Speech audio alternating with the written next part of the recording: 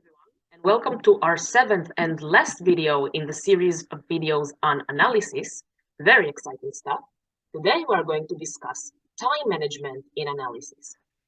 As always, if you hadn't yet, we strongly recommend you first watch the first 6 videos of this module before watching this one, as it will build on the things we have done before. Now, let's dive into this.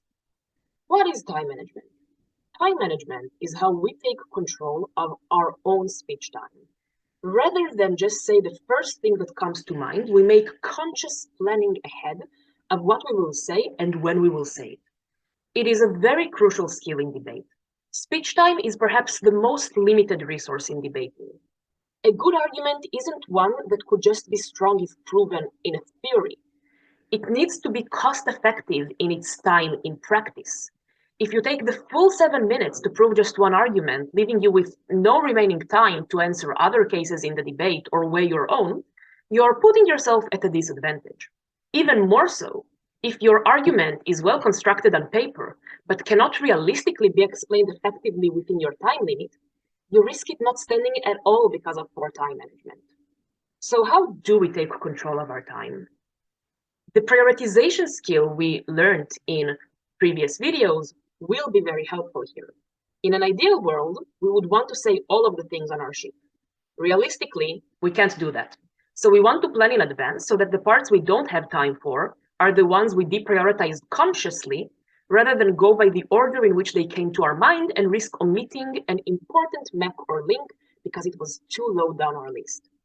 We want to evaluate in advance how much time we need for each case, and even more specifically, how much time we need for each part or burden of the case.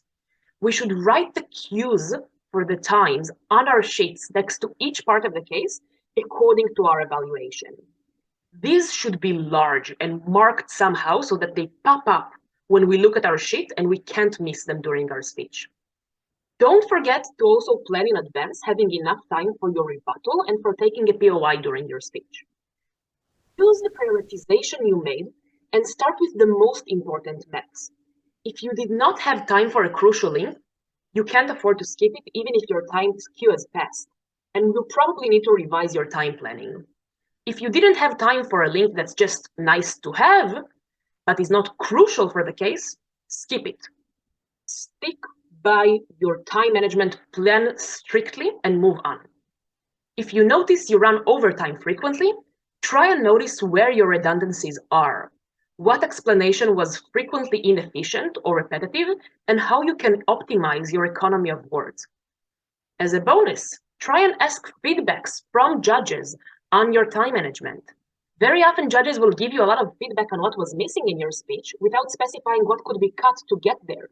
If you are working on time management, ask them explicitly, where could I cut to make time for better things? The judge often notices better than you areas where you get repetitive. How do we practice this? We do this process for motions and arguments in our free time. Ideally, to get a better idea of where our inefficiencies are at, you want to record your speeches and rewatch them. We suggest setting yourselves measurable targets in order to track your progress and gradually increase the difficulty with harder goals. The main parameter you can use to increase the difficulty for this practice is, surprise, surprise, time control. We suggest starting with 7 minutes like a regular full speech. Record, watch, and identify where your inefficiencies are. Then, repeat the same speech, but with 6 minutes time limit, forcing yourself to be more efficient delivering the same case. Then repeat with 5 minutes, and so on.